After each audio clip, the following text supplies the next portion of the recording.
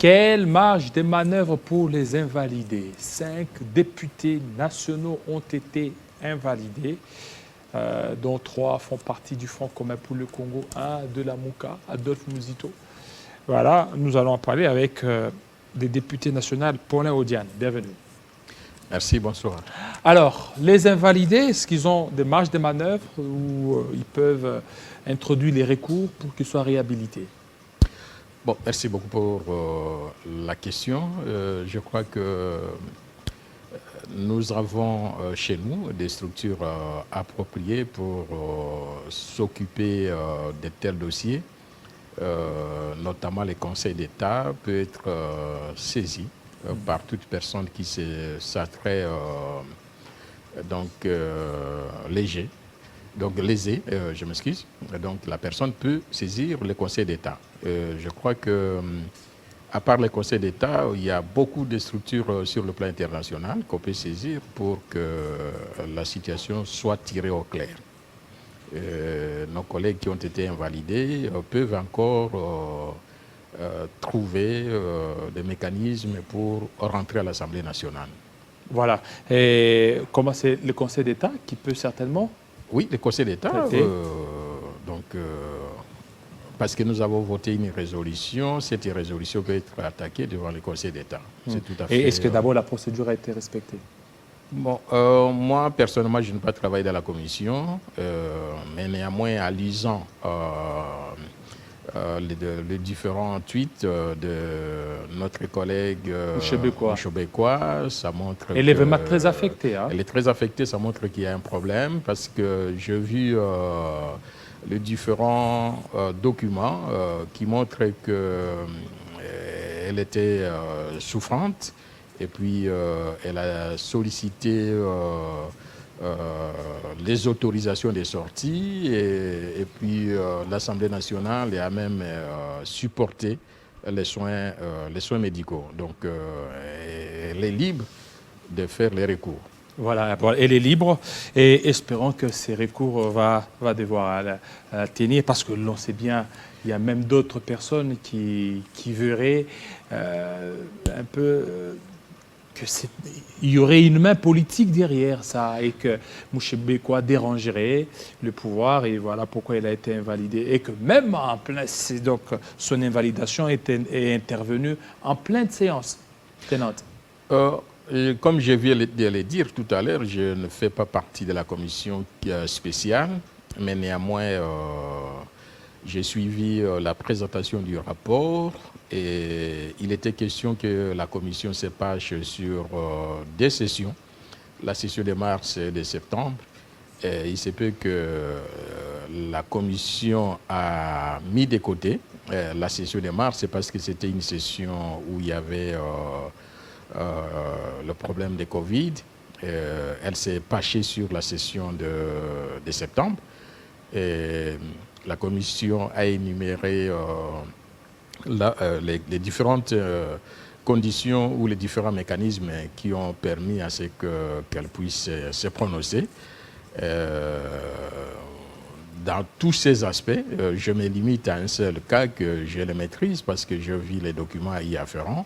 Mais les autres cas, c'est peu difficile. Mais il y a des députés qui n'ont jamais siégé même une seule fois. Et pour leur cas, on ne peut même pas se permettre de discuter. Alors qu'il y a même ceux de l'Union sacrée qui se sont plusieurs fois absentés, mais leur nom ne figure pas. Bon. Est-ce que cela montre que l'Union sacrée, tous les députés viennent? Selon la commission nous a dit que si elle s'était penchée sur les deux sessions, on pouvait invalider plus ou moins plus de 300 députés. Et c'est ainsi que, compte tenu du cas de Covid-19, la commission s'est penchée sur la session de septembre. Et à se référant à la session de septembre, il y avait au moins 125 cas. 125 cas litigieux. Et on a essayé d'assouplir les critères. C'est ainsi qu'on est tombé sur les cas sous examen. Mais parmi les cas sous examen, je note néanmoins qu'il y a un cas qui paraît suspect. Mais les autres cas, il n'y a pas de débat. Voilà, il n'y a pas de débat. Vous, vous êtes élu des Hautes-Touélé, vous êtes député national. Au niveau de Hautes-Touélé, selon les dernières informations, c'est qu'il y aurait l'exploitation aurifère par des Chinois et que cette situation aurait provoqué même des secousses au niveau de la province. Effectivement, je crois que vous êtes parmi les chaînes qui maîtrisent très bien la situation de notre pays. Dans les Hautes-Touélé, présentement, tous les Chinois qui étaient à Nitouri, à Djougou, à Irumu, se sont déversés présentement dans la province du Haut-Touélé. Et ces Chinois sont basés dans le territoire de Dungu, Wacha et puis Wamba. Et ils exploitent donc d'une façon désordonnée, sans moindre respect. Les Chinois. Il n'y a pas de respect de l'environnement et ça cause un sérieux problème pour notre province. Vous savez, l'exploitation minière non contrôlée crée des problèmes sanitaires. L'exploitation, ça déverse des produits qu'on appelle cyanure sur donc dans l'eau ou même dans la nature. Et donc ces produits toxiques a un impact négatif sur la santé humaine et même sur l'environnement. Nous avons également l'autre produit qu'on appelle mercure. Mercure aussi, c'est déversé dans l'eau et tout ça, ça a un impact négatif. C'est depuis quand que cette exploitation a commencé ? Donc c'est presque au cours de cette année que cette exploitation a atteint un niveau incroyable. Et ces Chinois viendraient toujours de la Chine ou bien ils sont venus des autres provinces de la RDC? C'est ce que je viens de dire. Ces Chinois étaient en Ituri, dans les territoires de Djougou et puis territoire d'Irumu. Comme Codeco est en Ituri en force, ces gens, ils ont préféré aller vers Haut-Touélé, mais c'est avec évidemment la complicité de nos autorités, parce que les Chinois ne peuvent pas se permettre d'exploiter au vu et aussi de tout le monde sans être inquiétés si les autorités n'étaient pas complices. Donc la faute revient aux autorités. Madame la ministre des Mines avait signé une circulaire pour interdire les étrangers d'entrer dans les zones minières et d'exploiter, mais rien n'est fait. Ça montre que nos autorités sont vraiment complices et mettent la vie de la population en danger. Alors, ça a même paralysé la ville, semble-t-il? Les jeunes sont en train de se préparer, évidemment, pour organiser une marche contre les Chinois et contre leurs complices. Et je tiens aussi à... Donc les Chinois tels qu'ils sont là, c'est en complicité avec certains Congolais. En complicité avec certains Congolais. Et aussi avec certaines autorités.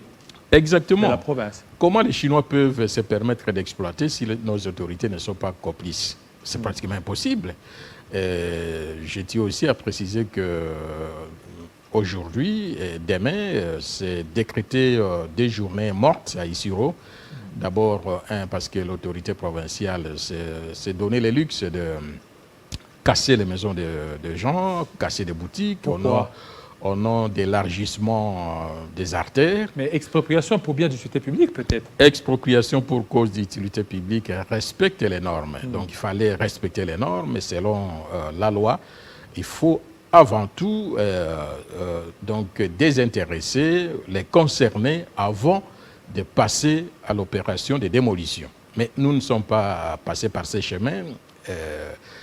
La population se réveille le matin, trouve que sa parcelle est envahie par les policiers et puis des engins commencent à casser, terrorisent la population. Il y a certaines personnes qui sont tombées malades suite à ces démolitions à cascade à travers la ville.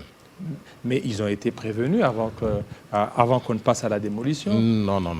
Il y a des avenues qui étaient concernées, mais quand l'opération a commencé, on a débordé, on est allé partout comme si on était dans une province où il n'y a pas d'autorité. Et ça pose un sérieux problème sur le plan. En fait, vous êtes député. Qu'est-ce que maintenant vous faites pour certainement mettre fin à cette destruction méchante des biens appartenant à autrui et aussi pour intervenir à ce qu'il y ait cessation de toute exploitation illicite dès lors? Ici, en tant que député, nous avons essayé de saisir les autorités nationales. J'étais avec même le ministre national de l'Intérieur pour lui faire part de tout ce qui s'est passé chez nous. Et je crois qu'au début de la semaine, je vais passer dans son cabinet pour voir où est-ce qu'il en est. Et tous ces éléments, nous envoyons également au Premier ministre. Et toutes ces autorités lisent tout ce que nous disons. Et nous constatons malheureusement qu'il y a un silence de leur part. Et ça met la situation sécuritaire en danger. Vous savez, pour le moment, tout le monde doit être sensibilisé, mobilisé pour soutenir notre armée, soutenir les différents services spécialisés autour de ce qui se passe à l'Est. Mais si on doit encore créer des tensions de gauche à droite, donc on risque d'aller vraiment à côté et on risque de se concentrer sur l'accessoire et non sur l'essentiel. Voilà, et non sur l'essentiel. Et vous comptez descendre quand dans votre fief? C'est pour bientôt. Nous sommes en vacances. Nous allons descendre à la base comme d'habitude. J'ai toujours été à la base pour passer mes vacances et puis récolter les éléments nécessaires pour faire les rapports des vacances parlementaires. Mais ce qui est triste est que chaque vacances, nous emmenons, nous confectionnons les rapports, mais ces rapports ne trouvent pas d'écho favorable parce qu'il n'y a pas de changement sur la vie de notre population. Donc, imaginez, nous sommes presque à la 4e année. Rien n'est fait. Rien n'est fait. Mais vous déposez les rapports. Les rapports sont là, que ce soit au niveau national ou au niveau provincial. Il n'y a pas d'école construite, il n'y a pas de centre de santé, il n'y a pas d'hôpitaux réhabilités. Ça montre qu'il y a un sérieux problème. Et toutes ces charges tombent sur les dos des députés. Donc il appartient maintenant aux députés de construire des écoles, de construire des centres de santé. Et ça handicape le bon fonctionnement de l'organe délibérant. Enfin, vous aviez voté, ça c'est pour terminer, vous avez voté la loi d'habilitation du gouvernement. Cette loi d'habilitation, c'était sur fond de polémique. Est-ce que vous êtes aussi inscrit dans cette logique-là? Bon, la loi d'habilitation, nous étions un peu divisés sur cette loi. Du fait que nous, au niveau de l'Assemblée, moi particulièrement, je suis pour que nous puissions donc révisiter l'état des sièges, mais en allant en vacances, ça montre que l'état des sièges va continuer. Parce que j'ai toujours dit que la guerre, ce n'est pas l'état des sièges qui fait la guerre. La guerre, les militaires doivent être au front, qu'on laisse l'administration aux civils, pour que les civils soient vraiment concentrés à l'essentiel et non pas se préoccuper des recettes, se préoccuper des traitements des dossiers administratifs. Voilà. Merci beaucoup, Paulin Odiane, député national, et merci à vous, fidèles téléspectateurs. Vous avez été nombreux à nous suivre. Nous sommes des cœurs avec vous qui êtes certainement en ce moment à Bunagana. Vous êtes à Rutshuru, vous êtes dans l'est de la République démocratique du Congo. Nous vous portons à cœur. Les FARDC, tous les Congolais sont derrière vous et vous portons dans leurs prières. Que Dieu procure la paix dans l'est de la RDC. Portez-vous très bien et à très bientôt.